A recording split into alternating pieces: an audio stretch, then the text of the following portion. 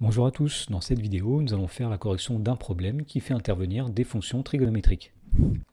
Dans ce problème, on nous dit qu'on considère le trapèze ABCD ci-dessous tel que AB est égal à AD égale BC égale 1. Donc ici, on a une distance qui vaut 1 pour chacun de ces segments. On nous dit que H est le projeteur orthogonal de A sur la droite CD.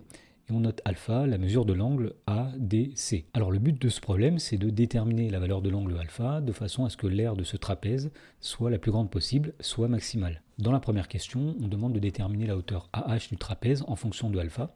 Alors on va tout simplement se placer dans le triangle rectangle ADH, et les formules de trigonométrie vues au collège nous disent que, eh bien, tout simplement, le sinus de l'angle alpha, il va être égal au côté opposé, c'est-à-dire AH divisé par l'hypoténuse, c'est-à-dire AD. Donc le sinus de alpha, c'est AH sur AD, autrement dit, le sinus de alpha, c'est AH divisé par 1, puisqu'on a dit que la distance AD valait 1. Et donc on en déduit que la distance AH est égale au sinus de alpha. Dans la question numéro 2, on demande de montrer que l'aire du trapèze est définie pour alpha dans l'intervalle 0π/2 par l'expression grand A de alpha égale sinus de alpha, facteur de 1 plus cosinus de alpha. Alors, pour calculer l'aire de ce trapèze, on va le découper en 3 morceaux. Donc, le premier morceau sera le triangle HAD. Le second morceau sera le rectangle qui est au milieu, comme ceci. Et le troisième morceau sera le triangle qui est ici, qui est identique au triangle HAD. Alors, on va commencer par calculer l'aire du triangle HAD ou AHD. Eh bien, puisque c'est un triangle rectangle, c'est tout simplement longueur fois largeur divisé par 2, c'est-à-dire la distance DH multipliée par la distance AH divisé par 2. Alors la distance AH, on la connaît. La distance DH, on peut la calculer de la même façon qu'on avait calculé AH. En faisant de la trigonométrie, on sait que le cosinus de l'angle alpha, c'est le côté adjacent, c'est-à-dire la distance DH, sur l'hypoténuse, c'est-à-dire la distance AD. Autrement dit, le cosinus de alpha, c'est la distance DH divisé par 1, et on en déduit que DH, il est tout simplement égal à cosinus de alpha. Et donc l'aire du triangle HAD, eh bien ce sera, donc DH, on a dit que c'est cosinus de alpha multiplié par AH, c'est-à-dire sinus de alpha divisé par 2. Ensuite, l'aire du rectangle qui est au milieu, comme ceci, eh bien pour la trouver, il suffit simplement de faire longueur fois largeur. Donc l'aire du rectangle, ce sera donc la longueur qui est la distance AB comme ceci, qui vaut 1, multiplié par la largeur qui est la distance AH, dont on a dit qu'elle vaut sinus de alpha.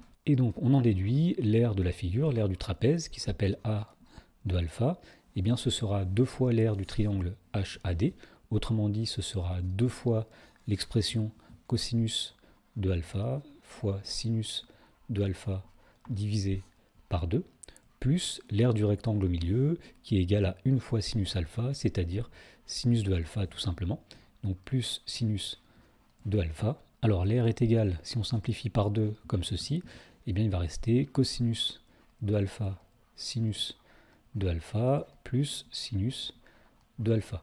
Et pour finir, pour obtenir la forme qui était demandée dans l'énoncé, il suffit simplement de factoriser par sinus de alpha comme ceci, et donc on trouve qu'effectivement l'aire A de alpha, c'est sinus de alpha facteur de cos de alpha plus 1.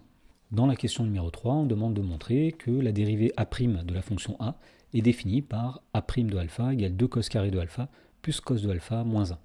Alors il suffit tout simplement de dériver la fonction A de alpha qui est un produit. Alors on va dire que pour tout alpha appartenant à l'intervalle 0π/2, eh bien la dérivée de la fonction grand A, A' de alpha, eh bien on va appliquer la formule finalement qui dit que la dérivée de U fois V, c'est U' plus U V'. Alors le U ici c'est sinus de alpha, et le V c'est 1 plus cosinus de alpha. Alors tout d'abord, la dérivée de sinus de alpha, on sait que c'est cosinus de alpha. Donc on va écrire cosinus de alpha facteur de 1 plus cosinus de alpha plus, et donc on va faire ensuite sinus de alpha fois la dérivée du deuxième facteur 1 plus cosinus de alpha. Alors la dérivée de 1 c'est 0, la dérivée de cosinus de alpha c'est moins sinus de alpha comme ceci. Et donc si on développe, on va obtenir alors cos de alpha fois 1, c'est-à-dire cos de alpha, plus cos de alpha fois cos de alpha, c'est-à-dire cos carré de alpha.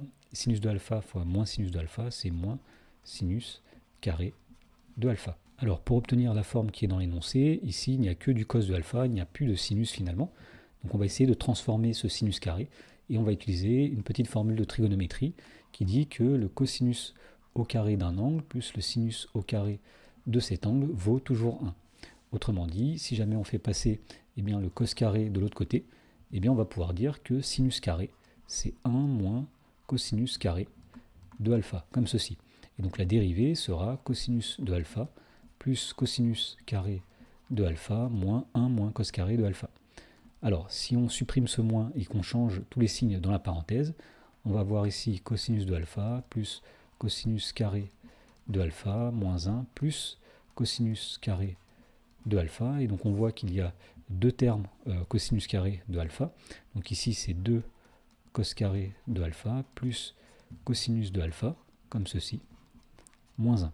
Dans la question suivante, on nous demande de factoriser le polynôme donc 2x au carré plus x moins 1. Alors pour le factoriser, on peut par exemple calculer son discriminant, delta, c'est-à-dire b carré moins 4ac.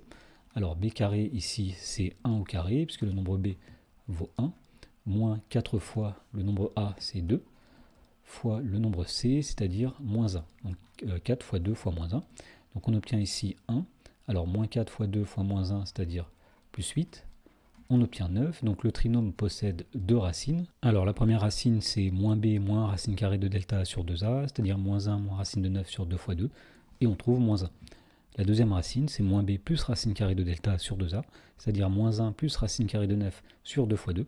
On trouve 2 quarts, c'est-à-dire 1 demi. Et puisque le trinôme possède deux racines, on sait qu'on peut le factoriser sous la forme suivante. Alors le trinôme qui est 2x carré plus x moins 1 sera égal au nombre a. Le a c'est ce qu'il y a devant x au carré, facteur de x moins la première racine, facteur de x moins la deuxième racine. C'est-à-dire, donc le a vaut 2, facteur de x moins moins 1, c'est-à-dire x plus 1, facteur de x moins la deuxième racine, c'est-à-dire x moins 1 demi. Dans la question B, on demande d'en déduire une factorisation de a' de alpha. Alors l'idée ici, ça va être d'exprimer a' de alpha en s'aidant du polynôme de la question précédente.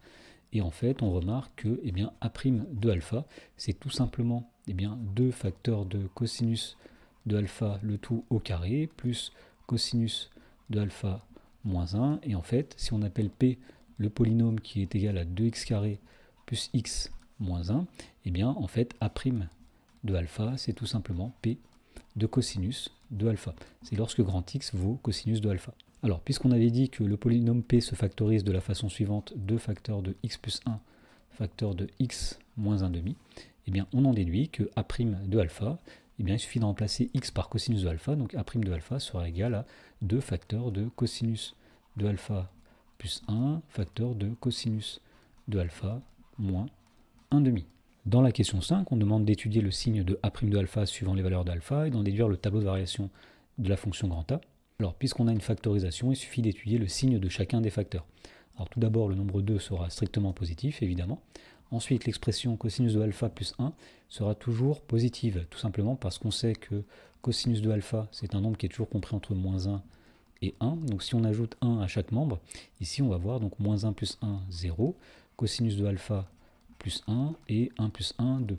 Donc l'expression cosinus de alpha plus 1 sera toujours positive. Voilà, donc on peut commencer à remplir le tableau de signes de la fonction dérivée. Alors alpha va de 0 jusqu'à pi sur 2. On a dit que le nombre 2 était toujours positif, évidemment. Cosinus de alpha plus 1, nous avons dit que c'était un nombre qui est toujours positif aussi. Il nous reste maintenant à trouver le signe de cosinus de alpha moins 1 demi. Alors pour dresser le signe de cosinus de alpha moins 1 demi, on va résoudre finalement l'inéquation suivante. On va chercher quand est-ce que cosinus de alpha moins 1 demi est plus grand que 0.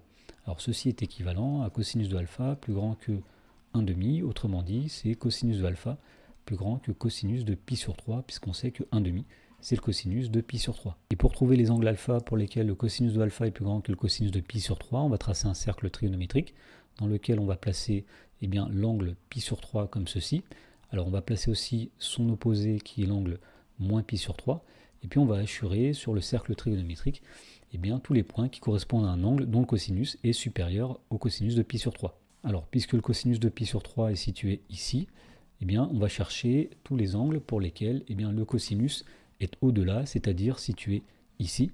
Ce sont tous les angles qui correspondent aux points du cercle qui sont représentés en rouge comme ceci. Alors puisque alpha est compris entre 0 et pi sur 2, on va tout simplement partir de 0 ici et on va parcourir le cercle trigonométrique jusque pi sur 2.